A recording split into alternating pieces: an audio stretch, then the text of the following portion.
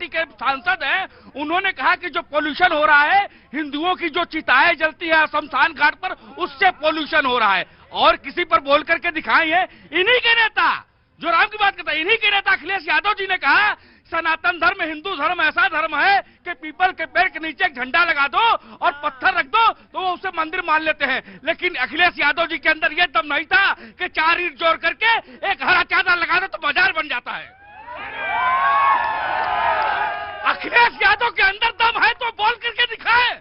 ये हिंदुस्तान की जनता और उत्तर प्रदेश की जनता, हमें ये सब नहीं बोलना है। हमें बोलना है रिवर फ्रंट कैसे बनेगा, हमें बोलना है लोहिया अस्पताल कैसे बनेगा, हमें बोलना है आगरा एक्सप्रेस वे कैसे बनेगा, हमें बोलना है इन बेरोजगार युवाओं के घरों का हाल कैसे हमें ये बोलना है। उत्तर प्रदेश के विकास की बात करनी है। इस तरह से बार बार इस तरह की बातों में समाजवादी एक मिनट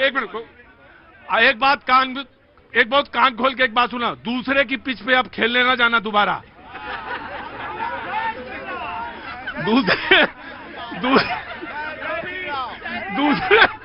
दूसरे की पिच पे दूसरे प्रधानमंत्री आवास योजना से गरीबों को कल्याण साल भर भगा दूंगा तुम्हें। मतलब पहला सबक, दूसरे की पिच पे मत खेलो। और दूसरी बात ये, इन जो मुद्दे उठाए वो बहुत महत्वपूर्ण है।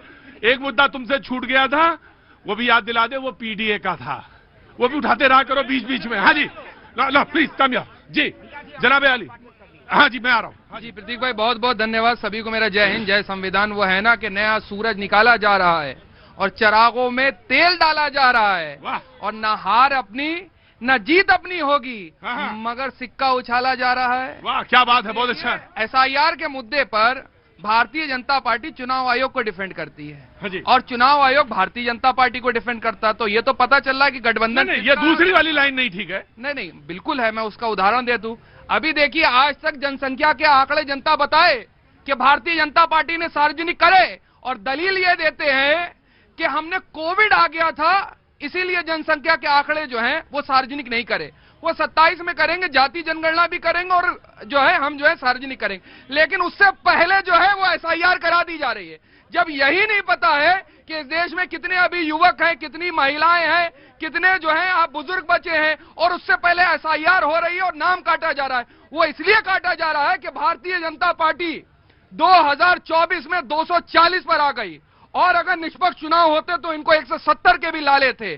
और उससे पहले ये एसआईआर करा करके जो इनके पक्ष में वोट देने आते हैं उनके लिए माहौल बना लेंगे, और जो इनके विरोध में लोग हैं उनके सारों के नाम जो है ये काटेंगे, और उसके बाद परिसीमन करके, रुक जाइए, उसके बाद परिसीमन करके ये अपने प्रति माहौल बना लेंगे। तब के अभी सुप्रीम कोर्ट में सुनवाई चल रही है। सुप्रीम कोर्ट ने अभी तक कोई डिसीजन नहीं दिया, और उससे पहले जल्दबाजी में लेकर के आ रहे हैं। क्या वेट और इंतजार नहीं कर सकते तो सुप्रीम कोर्ट के डिसीजन का?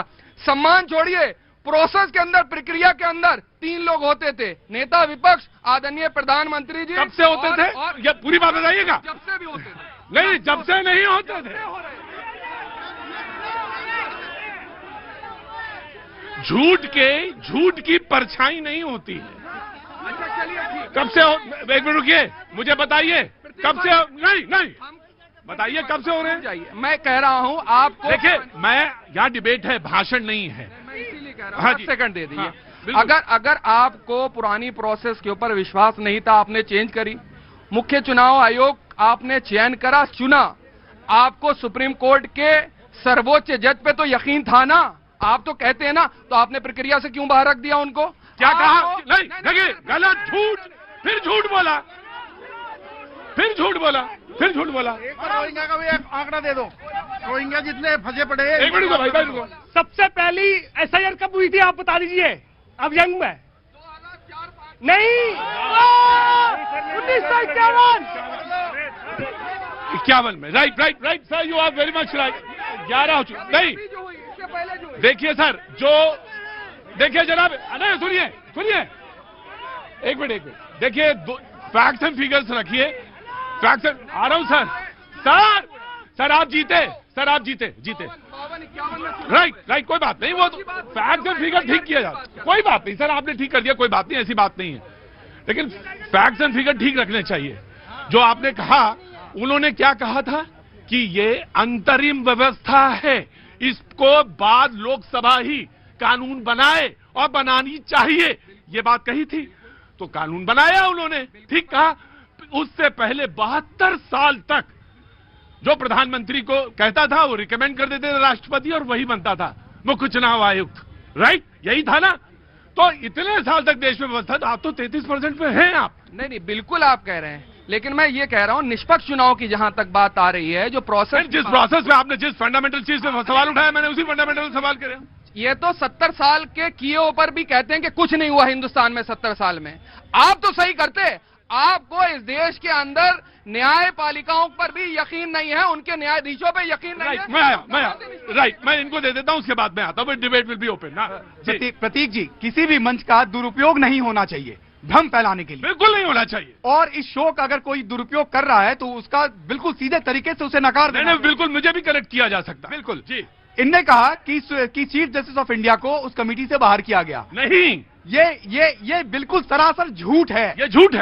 हाँ। सुप्रीम कोर्ट ने एक डायरेक्टिव पास किया था जिसमें कहा था कि जब तक नया कानून पार्लियामेंट ना बना दे तब तक ये अंतरिम व्यवस्था रहेगी। आप बोला उन्होंने, बिल्कुल। अब यह उसका विमर्श, उसका नैरेटिव बिल्ड करना चाह रहे कि पहले होता था, अब सुनने वालों को पता ही नहीं कब से होता था। उसको लगता कि सर पहले शायद 4 लोग होते थे, 5 लोग होते थे या 6 लोग होते थे। इस झूठ से बचें, आप इन्हें पहचानिए, ये क्या कह रहे हैं और ये कौन है जो ये बात कह रहे हैं। अब बात जब एसआईआर की हो रही है, तब एसआईआर, इलेक्शन कमीशन एक स्वतंत्र बॉडी है, उसको डिफेंड मैं भी कर रहा हूं एक नागरिक होने के नाते, क्योंकि लोकतंत्र को अगर मजबूत बनाना है तो हमारे इलेक्शन कमीशन को संस्थाओं का पर से आप विश्वास लोगों का नहीं उठा सकते। यह पाप है, यह अपराध तो है ही, साथ साथ यह पाप भी है। राइट, हाँ जी। पहली बार हिंदुस्तान की तारीख के अंदर होता है कि सुप्रीम कोर्ट के 4 चुने हुए जज आकर के प्रेस कॉन्फ्रेंस करते हैं और कहते हैं सब कुछ ठीक नहीं चल रहा है। किसने सवाल उठाए उस वक्त? यही उठाए थे ना कि सुप्रीम कोर्ट में सब कुछ ठीक नहीं चल रहा है। कौन थे वो लोग? बताए ना। अगर विपक्ष सवाल उठाता तो बड़ी तकलीफ होती। और कितने ऐसे लोग हैं पुराने, अगर फॉर्मर आप देखेंगे चीफ इलेक्शन कमिश्नर, वो क्या सवाल नहीं खड़े कर?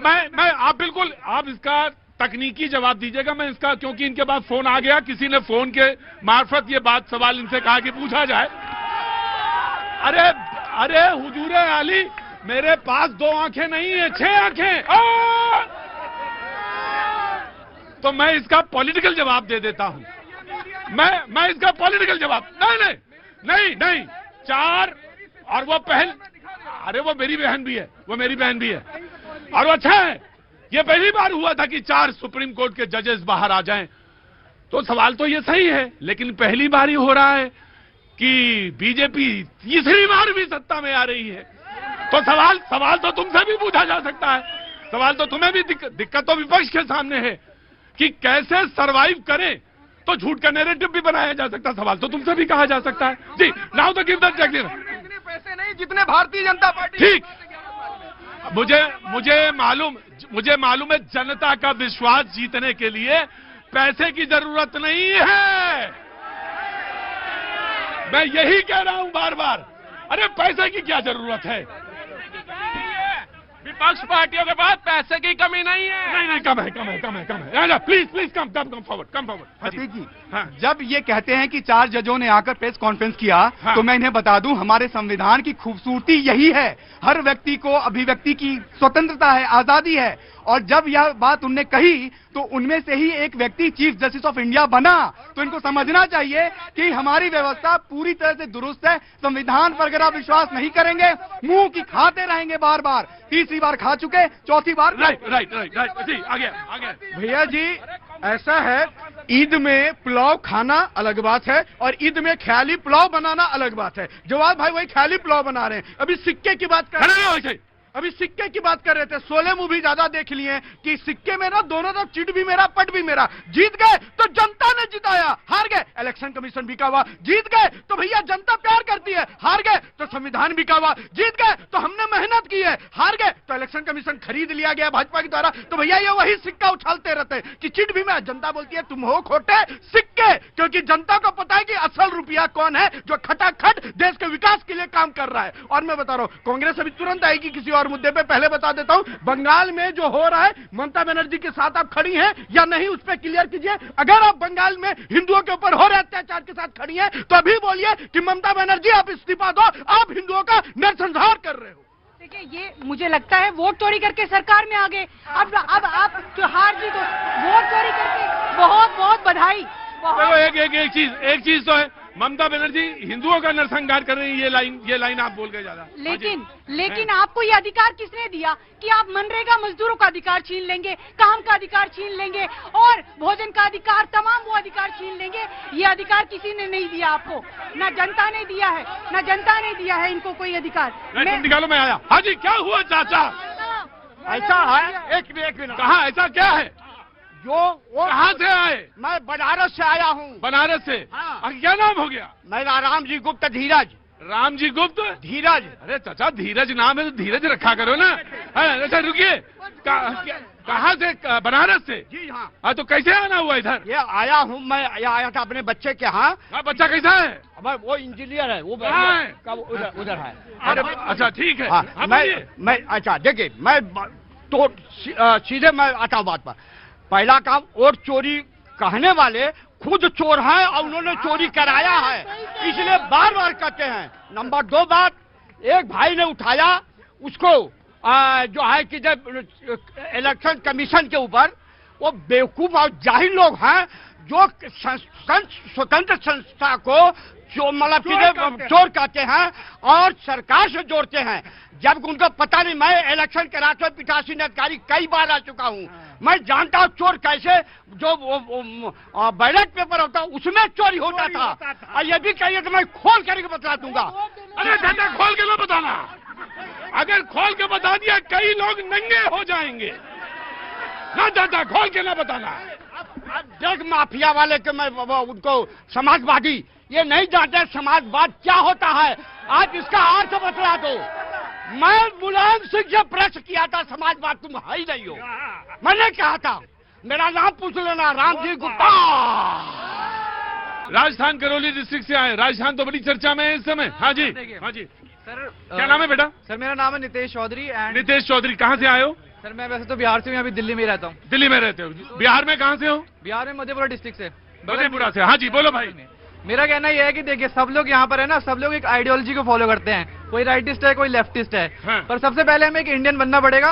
हमारे अरावली पेड़ काटे जा रहे हैं, आपको पता है अरावली जो माउंटेन्स है वो काटा रहे, उसके ऊपर बात होनी चाहिए। हमारे पर्यावरण आप देख सकते हो, AQI देख सकते हो आप, ठीक है AQI इस हिसाब पे पहुंच चुका है। 400 बार आप लोग कहते थे, 400 बार वोट तो नहीं हुए, आपकी सीटें नहीं हुई, लेकिन 400 बार AQI हो चुका है आज दिल्ली में, आप लोग देख सकते हो। तो ये नहीं होना चाहिए, ठीक है। और जितने भी लोग हैं भाई, राइटिस्ट हो चाहे लेफ्टिस्ट हो, पहले हमारे देश के बारे में सोचो।